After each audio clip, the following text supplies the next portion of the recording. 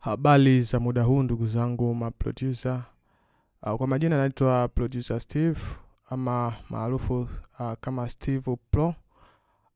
Nipende kukaribisha tena katika channel yetu ya Sound Engineer and Mastering. Ni channel ambayo inakuletea mambo mbalimbali yanayohusiana na masuala ya production, audio production. Pia tunatoa ushauri wa vifaa, pia tunauza vifaa vya studio. Kikubwa tu nikukumbushe usisahau kusubscribe, kulike, kushare na comment, na utakuwa kwanza kupata masomo yote na taarifa mbalimbali ambazo zinahusiana na masuala ya audio production katika channel hii. Leo niko na mambo kadhaa nitapenda kushare na wewe. Tutaelekezana tu mambo machache namna gani tuweza tukaendelea kufanya vizuri kwenye tasnia hii ya audio production. Na pia kitu cha msingi tu kwamba tuko na group la WhatsApp, basi nitaweka link hapo chini. Utagusa hiyo link utajikuta moja kwa moja uko ndani ya group. Utasubiri tu ni confirm ili uingie ndani ya group. Kujiunga ni bure, hakuna gharama yoyote, lakini kikubwa tu ni kuzingatia zile sheria ambazo utazikuta ndani ya group. Utaishi tu kama vile wenzako utakaowakuta, basi utaadapt mazingira kama yanavyohitaji. Lakini grupu nzuri sana ambayo tunaishi kwa kuheshimiana, kwa kuaminiana, tunaelekezana na kufundishana mambo mbalimbali kuhusiana na audio production. Lakini pia tuko na duka la vifaa vya studio, tunapatikana maeneo ya Sinza, Dar es Salaam, tunauza vifaa vyote. Lakini pia tunapatikana maeneo ya Dodoma mjini, eneo la Kisasa. Tunauza vifaa vyote vya studio kama microphones, tunauza audio interface, sound card, monitor speakers kama Yamaha, Behringer na makampuni mengine kama KRK na mengineyo. Lakini kwenye microphone tuko na microphone ya aina nyingi, MXL, AKG, Rode, Scarlett, M-Audio, Nova na zingine nyingi sana kama Audio Technica na zingine nyingi. Kwa hiyo nikukaribisha sana ofisini kwetu. Unaweza kanicheki kwa simu namba 0686355215, 0686355215. Lakini pia hizo namba nitakuwa nimeziweka hapo chini. Kama utakuwa hujazisikia vizuri, basi unaweza ukasoma hapo na utaziona. Kwa hiyo nikukaribisha sana. Tunatuma mikoa yote, yani hauna haja ya kuja tena Dar es Salaam. Tumetoa hiyo chance kwa sababu sisi kwenye swala la uaminifu si swala kuuliza, ni kitu ambacho tunakiishi. Kwa hiyo ukiagiza tu mzigo wako unalipia gharama zote hadi usafiri. Kwa uaminifu mkubwa kabisa tunakutumia ndani ya masaa 24. Ikitokea kuna changamoto labda ya yoyote ile, huenda inaweza ndani ya masaa 24. Kuna baadhi ya mikoa hata masaa 24 haifiki, lakini mikoa mingi ndani ya masaa 24 ama masaa 72 mzigo unakuwa umefika. Kwa hiyo vitu vidogo vidogo kama sound card moja na nini, ila issue kama vitu vitakuwa vingi, mfano mtu anachukua full studio, inahitaji hata kidogo muda utest vitu, upangilie na vitu kama hivyo. Kwa hiyo inakuwa inahitajika kidogo muda wa kujipanga. Lakini kwa vitu kama kimoja, vitu viwili ndani ya masaa 24 au kabla ya masaa 24 kwa wale watu wa mikoa ya karibu. Kwa hiyo nikukaribishe katika ofisi zetu kupata kitu kilicho bora. Lakini tutakwenda kujifunza mambo mbalimbali yanayohusiana na production. Nitakwenda kuelekeza tu namna gani tunaweza tukafanya mixing ya backing vocal. Hasa hapa nazungumzia masuala ya kwaya ama vikundi vya uimbaji kama bendi. Na kiuhalisia hii si kwaya kabisa. Hii ni kama bendi, nafikiri wale watu haikuwa kwaya kabisa. Kwa hiyo sikutumia track nyingi sana na nilirekodi mtu mmoja mmoja. Sikuwaweka watu wawili au watatu kwa wakati mmoja. Nilifanya hivyo ili nipate kidogo kitu fulani hivi. Na kwenye kila track nilirekodi, kwa mfano sauti ya kwanza ilikuwa ni track 10. 1 2 3 4 5 6 7 8 9, ni kama track 9 hivi hadi 10. Na sauti ya pili ni hivyo hivyo kama track 9, 8, 10. Umeona sauti ya tatu nikapunguza, ziko kama track 6. Kwa hiyo unaweza ukaangalia wewe namna gani unahitaji matokeo, lakini pia ukaangalia na mic unayotumia. Lakini kitu cha kwanza ni kabla sijaenda mbali sana niseme kitu kimoja. Watu wengi tumekuwa tunalazimisha matokeo kwenye kifaa. Yaani una kifaa kidogo afu unataka matokeo ya kifaa kikubwa. Hii ndio huwa inapelekea unatumia nguvu kubwa, unatumia effect nyingi kupita kiasi. Hadi unapokuja kumaliza kazi yako kuna vitu vinakuwa vimekushinda kuvicontrol. Kwa hiyo mwisho wa siku unapata matokeo sio mazuri. Kwa hiyo kwa ushauri tu, kama unatumia mic sio nzuri, usiforce, ridhika na matokeo yako. Hiyo itakupa nguvu pia ya kutafuta kitu kizuri, kwa sababu wakuta kuna wakati tunahangaika plugin, yani unatafuta plugin hadi ya kungalisha vocal unatafuta plugin ya kujaza vocal, unatafuta plugin ya kufanya vocal zishikamane, wakati hayo mambo yote ni mic ndio inafanya hayo mambo. Mfano mimi hapa nimetumia EKG P120, na hii mic ikiwa mpya kabisa naiuza shilingi 620,000. Kipindi cha ofa watu wauza hadi 600,000 kamili hadi 590,000, na kwa sasa hivi kwa ofa iliyopo kwa ndani ya hizi siku 7 kutokea Alhamisi hadi Alhamisi ya wiki ijayo, kuna ofa ziko mic za EKG ambazo unazipata kwa shilingi 550,000 tu. Kwa 550,000 utajipatia mic za EKG original kabisa na brand new kabisa. Lakini pia mtumba watu waziuza 500,000, ila mtumba yenyewe ni kama mpya tu, zitakuwa ziko zimenyoka kabisa. Kwa hiyo nafikiri unaweza kanicheck kwa namba hizo nilizoziweka hapo ukapata pia vifaa bora. Lakini pia kwa mahitaji ya plugins zote kuanzia vinanda vyote unaweza ukanicheck pia kwa hizo namba nikakupatia. Kuna magita, plugin waves, Cubase. Sasa hivi tuko na Cubase 15. Ukihitaji Cubase 15 pia ipo. Na vitu kama hivyo, waves namba 16 ipo na vitu vingine vingi. Kwa wale watu wa mikoani unaweza ukalipia pesa, ukalipia external, tukachukua external tukakuwekea vitu unatumiwa. Pia hiyo inawezekana. Kwa GB 500 external tukijaza yote GB 500 ni 140,000. Unajaziwa GB 500 na unatumiwa popote pale ulipo. Lakini unaweza kanicheki kwa hizo namba tukazungumza. Nicheki tu kwa hiyo namba tutazungumza, afu tutafanya. Sasa tutarudi kwenye project yetu. Hebu tuisikilize kwanza, tuone kuna kitu gani humu ndani.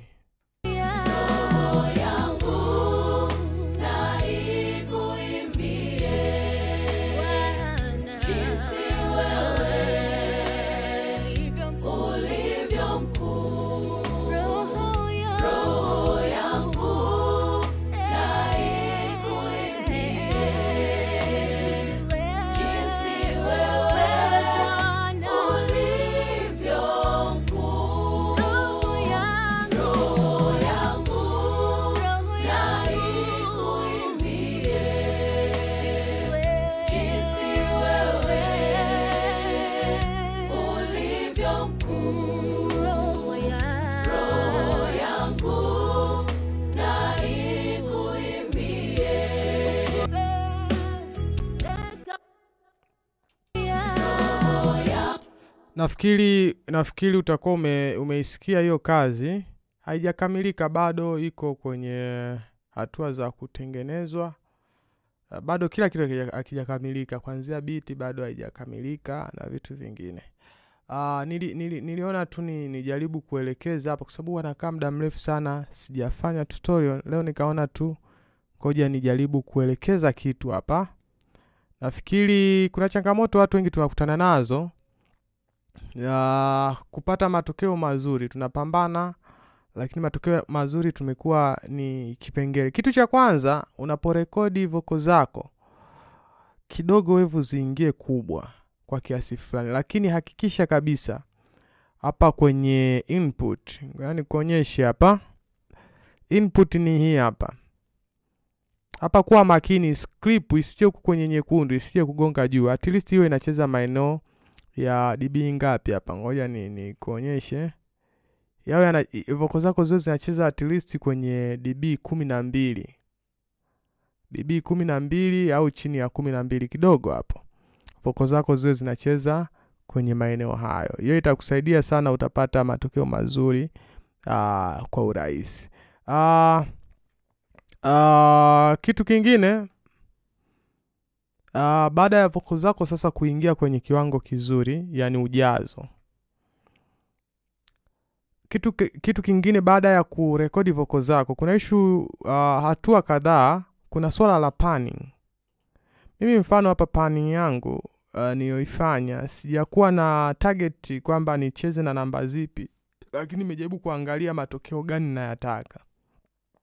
Mfano sauti ya kwanza, track ya kwanza kabisa nimeweka left 10, tena nikaja nikaweka left 50, ya tatu nikaweka right. Okay, hii ilikuwa ni right, hii ni left. Left nikaweka 63, right nikaweka 74, left nikaweka 45, ya right nikaweka 39, left nikaweka 84, right nikaweka 93, left nikaweka mwisho, right nikaweka mwisho.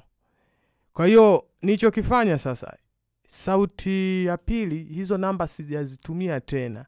Mfano track ya kwanza nilianza na right, hii ya track ya kwanza ya sauti ya kwanza nilianza na right, lakini track ya kwanza ya sauti ya pili nimeanza na left, ambapo nikaweka tu left 12. Kwa huku chini nikaendelea na right 24. Hizi namba ukija ukizifuatilia kwenye sauti ya kwanza hazipo. Hizi ni namba zingine kabisa nimetumia. Ukija sauti ya tatu hivyo hivyo, nikaanza na right 2 track ya kwanza, hivyo zilizofuata nikacheza na namba ambazo sijazitumia kwenye hizo track za mwanzo.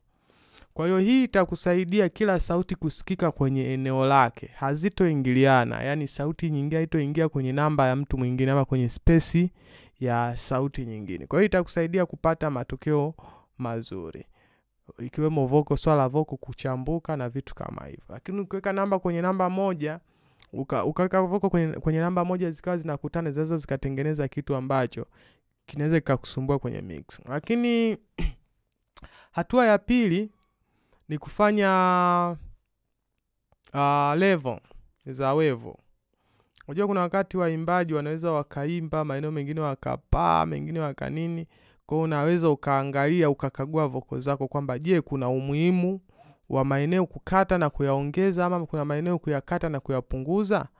Utafanya hiyo kazi. Lakini kama ukiona hakuna, basi unaweza sasa ukaanza kutoa ile mihemo, yale maeneo ambapo waimbaji huwa wanahema. Usiache hivyo hivyo, safisha vocal zako. Nafikiri unaweza ukaona hapa mimi nilichokifanya, nimekata umote, nimesafisha.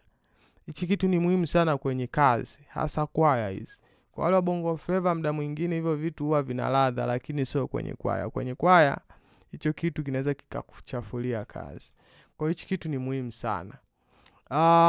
Hakikisha haukati maneno. Unajua kuna ile unaweza ukajisahau hapa mwanzo hapa mfano. Naona hapa wengi unakuta unaweza ukajikuta umekata maneno. Hapa nimejaribu kuziinua wevu zangu, unaona sijakata. Ukiangalia hizi wevu sijakata huku. Kwa hiyo ukuta mwingine amekata maneno hapa. Umeona? Kwa hiyo neno linaanza na kuna namna halianzi kwenye ile point ya kwanza. Kwa hiyo nayo sio nzuri, inaweza ikakuharibia kazi. Kwa kuwa makini unapokata, basi kata kwenye makadirio sahihi. Usikate neno hata punje. Hakisha maneno yako yote yanaanza kwenye ile point husika. Hii ilikuwa ni hatua ya pili. Tumeanza na panning, tukaja masuala ya leveling ya vocal pamoja na kutoa mihemo. Lakini jambo la pili, tunatengeza hizi groups. Kuna group la sauti ya kwanza, kuna group sauti ya pili na group sauti ya tatu. Nafikiri hii hatua hii wengi tunajua, lakini make sure magrupu yako yote yanakuwa ni stereo. Usitengeze group mono. Ila track tunazorekodia huwa zinakuwa mono. Hilo lizingatie. Sasa nitakuelekeza hapa. Hatua nyingine ni hatua ya kufungua FX, yani kuadi FX track. Ambazo hizo FX unaweza sasa ukazifanyia kile unachokitaka. Mfano hapa kwenye reverb yangu nimetumia Valhalla. Kama hauna hii basi unaweza kanicheki, ipo hadi 2025. Unaweza kanicheki then nikakupatia.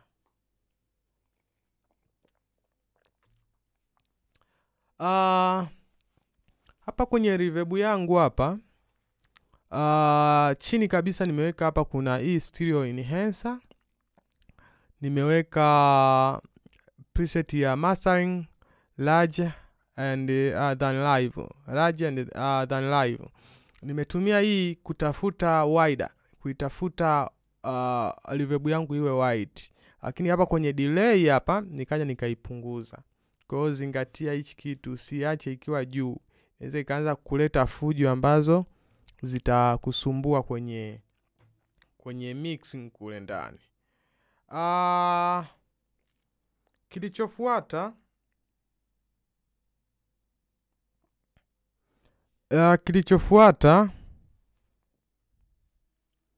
Kilichofuata nikaweka compressor. Nimetumia compressor kwa ajili ya kuside chain, lakini nimeweka kwenye group la leading vocal ndo nimeitumia hii compressor. Kwenye backing sijaitumia. Jinsi ya kuside chain nishawahi kuelekeza. Utaweka ratio hapa.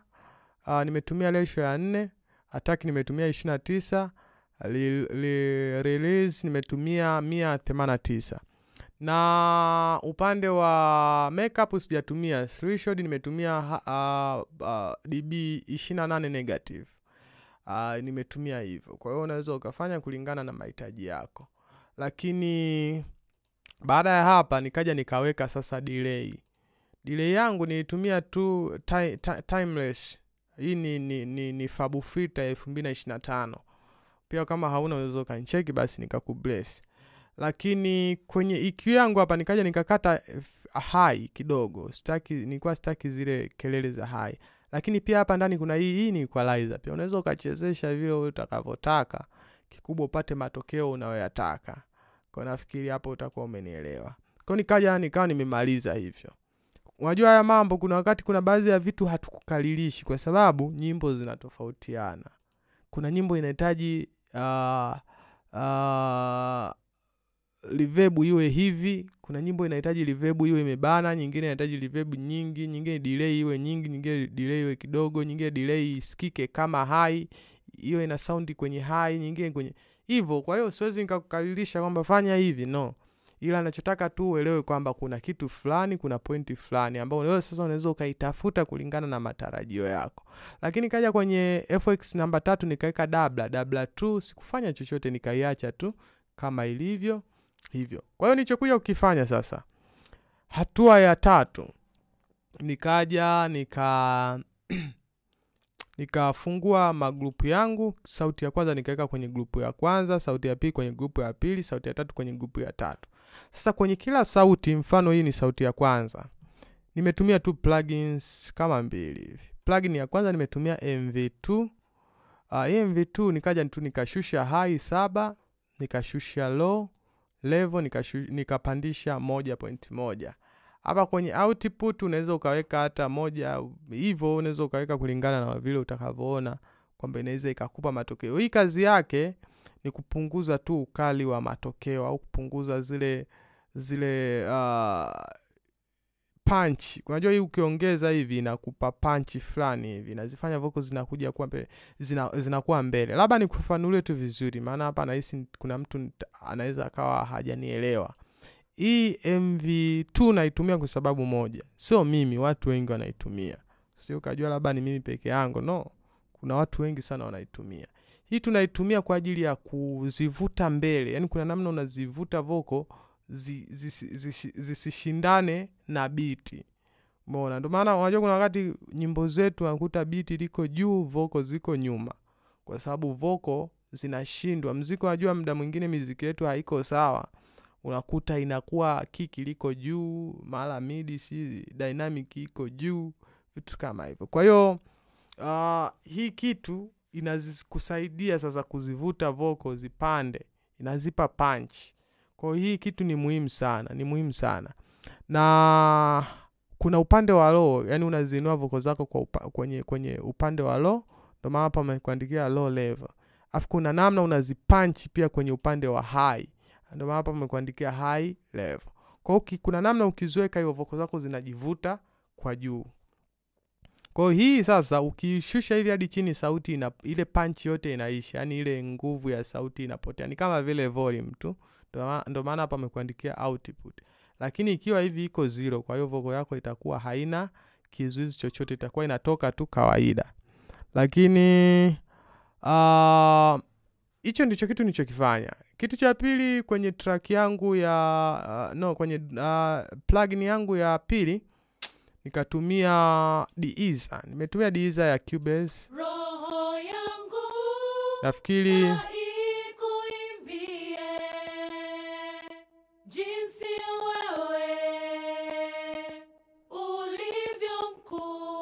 Nafikiri unaona nilichokifanya hapa. Sijatumia preset yoyote kwenye hii sauti.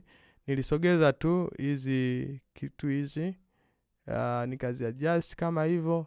Kutafuta nataka nikate frequency zipi. Kwa hiyo nikaona hizi frequency za kuchoma hizi ndo ni dili nazo. Roho yangu na ikuimbie jinsi wewe. Umeona? Kwa hiyo roho yangu na ikuimbie jinsi wewe. Hii inakusaidia usiteseke na EQ. Kidogo hii ukiitumia EQ hautoitumia sana. Unajua kuna wakati unatumia EQ hadi vocal inaisha. Kwa hiyo technique pia mojawapo ya kumaliza vocal yako, tumia deesser. Uzuri wa hii deesser, unachagua frequency unazozitaka. Kwa hiyo ukiona kuna frequency fulani zinachoma sana, basi tumia deesser kukata zile michomo. Lakini inategemeana. Sasa kama una mic mbaya, ukianza kutumia deesser kupita kiasi, itaanza kutengeneza shida zingine. Kwa hiyo nafikiri hapa utakuwa umenielewa. Lakini kwenye EQ yangu ya hapa ndani nikaja nikakata ka frequency kidogo. Kuna namna nilikuwa naona kama hii sauti kuna namna inalia midi sana. Kama kukuwa na sauti fulani, toni fulani nilikuwa siitaki kwa lugha nyepesi. Kwa hiyo haya ni mambo ambayo unatakiwa kuelewa, sio kukalili. Unapokuwa unasikiliza vocal zako ndio utajua kwamba unatakiwa ukate wapi, uongeze wapi. Kwa hiyo kama bado huelewi ukate wapi, uongeze wapi, basi endelea kupambana na mazoezi, endelea kujifunza. Ufahamu tu huwa unafunguka kwa wakati wake endapo, lakini utakuwa na jitihada nyingi za kujifunza. Lakini nikaja sauti ya pili, pia nikafanya kitu kama hicho. Nikatumia tu MV2, nikatumia na deesser. Kwa hiyo hapo jinsi ya kutumia deesser tayari nishaelekeza. Hapo kinachofuata ni wewe tu kufanya kwa vitendo. Sauti ya tatu nikafanya pia hivyo. Nikatumia tu MV2. Sikutumia deesser kwa sababu sikuona umuhimu sana, kwa sababu sauti ya tatu muda mwingi huwa wanaimba kwa utulivu. Kwa baadhi ya waimbaji unakuta sauti hazichomi, hazinini hivyo. Kwa hiyo nikaona haina haja ya kutumia hiyo deesser. Sasa watu wengi shida yetu ni moja. Yaani tumekalili kwamba yani kila plugin lazima utumie popote. No. Tumia plugin kulingana na mahitaji yako kwenye hiyo sauti. Mahitaji ni nini? Kwa lazima ukae usikize hapa. Unaona kuna plugins zingine unaweka, unajaribu, unatoa. Wengine akiweka plugin ndo kaweka, yani achomoi hiyo. Sasa hiyo sio nzuri. Plugin tumia kwa mahesabu kwamba okay, hii inafaa kutumika hapa. Kwa hiyo hatua ya tatu nikaja sasa nikazijumlisha hizi groups zangu kwenye track moja. Umeona? Group zangu hizi zote tatu nikaziweka kwenye sauti kwenye group moja sasa hapa ndipo nitakapokuja kumaliza. Hapa nitakuja kumaliza matatizo yote. Maana yake reverb zangu nimeziweka hapa. Nafikiri unaweza ukaona hii FX ya kwanza ni ile reverb. Pia hapa kwenye FX sender namba 2 ni FX ile ya kwanza, ila hii nimeibadilishia ipige kwa ndani reverb. Ni ile FX namba 1, lakini nimeibadilishia color kama hivyo. Inakuwa reverb yake inapiga kwa ndani. Hivyo wewe test, fanya practice hapo utaona inakupa nini. Ukiacha ikawa hivi orange na ikawa hivi blue, utaona inakuwa matokeo unapata. FX namba 2 nikatumia ile delay. Na FX namba 3 nikatumia ile nikasend ile doubler. Kwa hiyo nifanya hivyo tu. Kiwango ni wewe mwenyewe kulingana na unavosikia. Hakuna namba. Labda hapa tu kwenye hii doubler usiweke nyingi. Mwisho 20 ngapi tu hapa, 21, 19 hivi, 20, 21. Yaani wewe sasa usiweke nyingi sana. Wewe tu sikiliza pale utakapoona kwamba hapa sio nyingi. Yaani zingatia kwamba kipengele cha muhimu isiwe nyingi. Hicho tu ndo kitu ambacho unatakiwa ukizingatie. Ukizingatia isiwe nyingi, utafanya kwa ufanisi zaidi. Kwa nafikiri utakuwa umenielewa. Lakini tunakuja sasa hapa tumetumia plugin zipi. Nitakuelekeza kwa ufupi, kwa haraka ili tusitumie muda mwingi sana. Plugin ya kwanza nitumia inaitwa Main EQ. Main EQ nimeitumia kwa kazi moja tu. Kazi ambayo nimeitumia nilikuwa natamani vocal zangu zifunguke. Nafikiri ngoja nizime plugins zingine. Tuanze sasa kwenda na moja moja. Mfano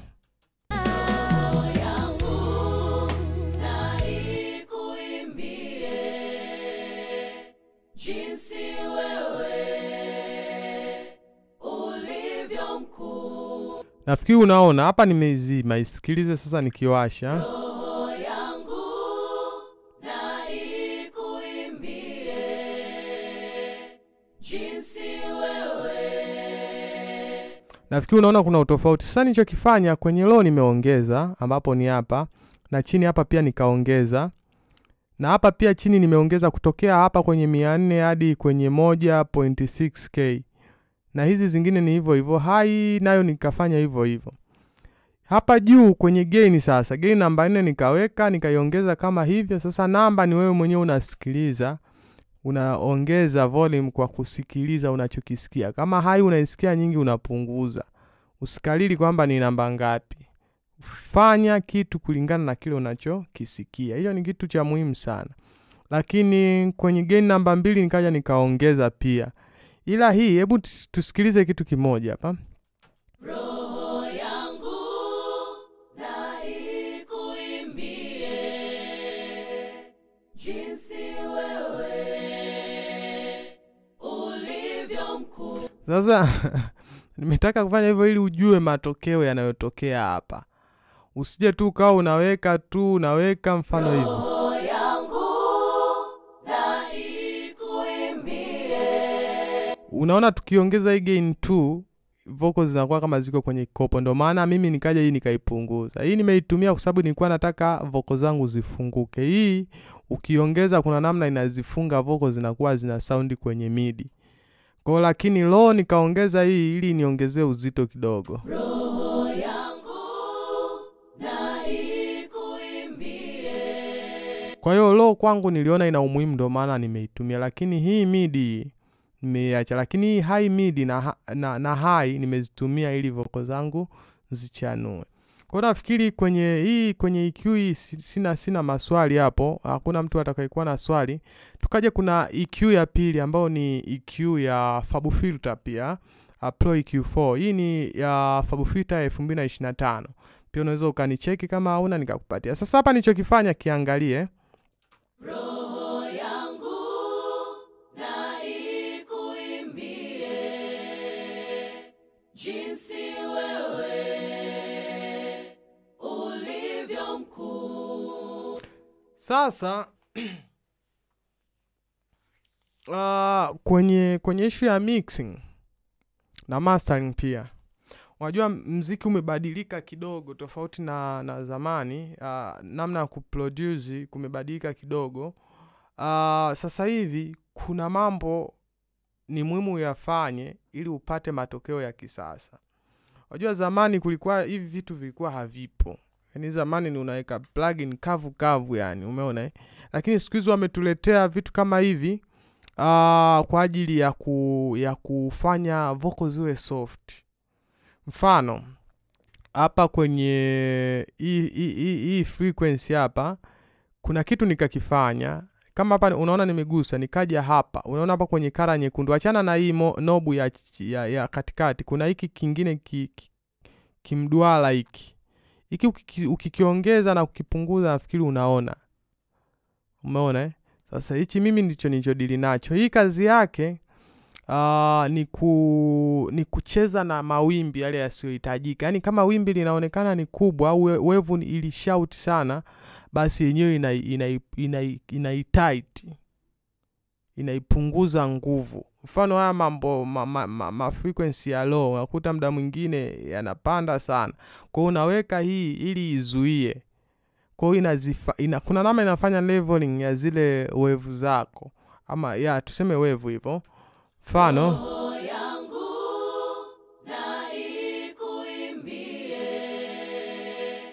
jinsi wewe ulivyo mkuu, roho yangu na ikuimbie. Kwa hiyo hii inafanya leveling pia. Yaani kwamba kwa kile kitu ambacho kilikuwa kimezidi basi inafanyaje? Inakipunguza. Ni kama stabilize ama ni kama clarity. Yaani kuna namna inafanya kazi ambapo inakusaidia wewe kupata matokeo mazuri. Mfano kuna baadhi ya frequency lazima uzifanyie hivyo ili kupata vocal yenye utulivu. Kwa hiyo sasa wewe ndo utaangalia kwamba okay, frequency zipi kwangu zinaleta shida kulingana na muimbaji, pia kulingana na vifaa vyako. Vyote vinategemeana. Kwa nafikiri kwenye EQ hapa nitakuwa nimetoka. Plugin ya 3 nikaja nikatumia CLA vocal. Hii nilichokifanya sijatumia preset, ila nilichokifanya tu kwenye sabu nikawasha hapa kwenye sabu na hapa nikawasha kwenye wide. Volume balancing hapo pambana mwenyewe kujua kwamba uweke ngapi. Ila tu uziweke nyingi kama hivi. No, hiyo haitakiwi. Huwa inakuwa 0. Either utumie kwenye 0 ama ushushe. Lakini sio lazima utumie wide. Ila hii sikushauri sana hii ya juu. Otherwise kwenye lead vocal. Lakini unaweza ukatumia hii wide ama ukatumia stereo kwenye backing vocal, haina madhara. Lakini kwenye sabu pia unaweza usipandishe sana juu hivi, inaweza ikakupa vitu vingine. Kwa at least utumie 0 ama ushushe kidogo. Kama ukiona kuna umuhimu wa kuongeza basi ongeza, lakini isiwe tabia. Hapo tumemaliza. Plugin iliyofuata nikaja nikatumia main. Hii ni distortion, main distortion. Na hii kazi yake ni kuifanya tu vocal ichangamke. Kama nilivyotumia hii main EQ, basi na hapa pia nikatumia distortion kwa ajili ya kufanya vocal yangu ichangamke. Niliweka kidogo, sijatumia preset. Naomba hiki kitu tukizingatie. Yaani kuna vitu hutakiwi kuweka vingi. Mimi nimetumia AKG P120 kwenye hii vocal. Wengine wanatumia mic nzuri kuliko hii, wengine wanatumia mic za chini kuliko hii. Kwa hiyo unatakiwa kujua kwamba kila kitu unatumia kidogo kidogo. Usitumie plugin nyingi kupita kiasi, lakini usitumie pia ya kiwango kikubwa kwenye plugin moja. Kwa bora kuna muda mwingine utumie nyingi kidogo, lakini kila plugin unaweka kidogo. Hivyo ndivyo utakavyokuja kupata matokeo mazuri. Kwa hiyo niliweka tu mimi kwangu hapa niliweka 0.5 dB. Kwa sikuweka nyingi, kwa mbali sana. Kwa hiyo nikapata matokeo kama haya. Roho yangu na ikuimbie. Hapo nimeizima hapo. Nawasha. Kuna namna vocal zinabadilika.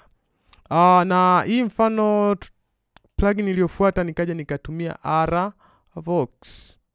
Sikugusa pengine, ila tu nilikuja kushusha hapa kwenye comp, hapa katikati kwenye hii sehemu ya comp. Tuisikilize nikizima ikiwa imezimwa. Roho yangu nawasha. Roho yangu na ikuimbie. Kwa hiyo nimezivuta vocal pia nimeziboost. Pia inayo inasaidia kuzivuta vocal juu. Inazipa uhai vocal zako. Kwa hiyo ni muhimu sana. Lakini plugin iliyofuata nikatumia enhancer. Roho yangu. Na kwenye enhancer nilitumia ile preset yangu tu ya mastering larger and than live ya. Mastering larger and mastering larger and than live ya. Kwa hiyo hicho kitu ni msingi sana, uzingatie unatumia preset gani. Unaweza ukatumia hata kuna hii mastering light spreading, pia nayo sio mbaya sana, lakini hiyo ni nzuri kwenye mastering pia. Hiyo ni nzuri kwenye mastering zaidi. Hii hapa. Lakini kwenye mixing unaweza ukaiforce na ikafanya kazi. Kikubwa tu unakuja kupunguza hapa kwenye delay. Sawa usizime, unaweza tu kaiacha lakini ukaja ukaipunguza dBs. Utapata matokeo mazuri. Kwa hiyo baada ya Aravox nikatumia enhancer. Mfano tukitoa enhancer ni kusikilizishe tu na tukiiweka. Roho yangu. Hapo nimeitoa. Tuweke. Roho yangu na ikuimbie jinsi wewe. Kwa hiyo kuna namna ukiweka inaleta uhai. Lakini plugin yangu ya mwisho nikaja nikatumia plugin inaitwa So The 2. Hii ni kama Deezer, ni kama hivyo, yani ni hivyo inafanya mambo fulani mengi sana. Kwa ukifuatilia huko utagundua ina vitu vingi sana, ni Deezer hivyo inafanya mambo mengi sana. Lakini inapunguza ni kama clarity fulani hivi, inapunguza makelele na vitu kama hivyo. Kwa hiyo hii nilikuja kuitumia, sikutumia preset lakini nilikuja kucheza na hapa kwenye depth. Nikaja nikacheza nayo, na hii hakikisha haichezi hivi. Ukifanya hivyo umezingua. Tuisikie hapa. Roho yangu. Usifanye kitu kama hicho. Roho yangu. Hapana, hiyo hairuhusiwi. Tumia kidogo tu. Nishasema pale mwanzo kwamba kila kitu weka kiasi. Kikubwa uwe unaona matokeo mazuri. Roho yangu na ikuimbie jinsi wewe. Hii kuna namna inafanya utulivu. Pia kwenye mastering tunaitumia sana hii kufanya utulivu wa vocal na muziki wako. Ushikamane lakini uwe kwenye utulivu fulani. Kwa basi nikaa nimehitimisha mastering yangu kwa kufanya hivyo. Tusijafanya mambo mengine zaidi ya hapa. Tuisikilize yote kwa pamoja. Roho yangu na ikuimbie jinsi wewe ulivyo mkuu. Roho yangu na ikuimbie jinsi wewe ulivyo mkuu. Roho yangu na ikuimbie jinsi wewe ulivyo mkuu. Roho yangu na ikuimbie jinsi wewe ulivyo mkuu.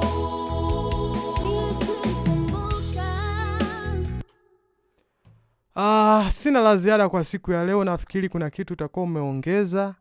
Tutaendelea kushauriana na kuelekezana mambo mbalimbali kadri Mungu atakavyokuwa anatupatia muda.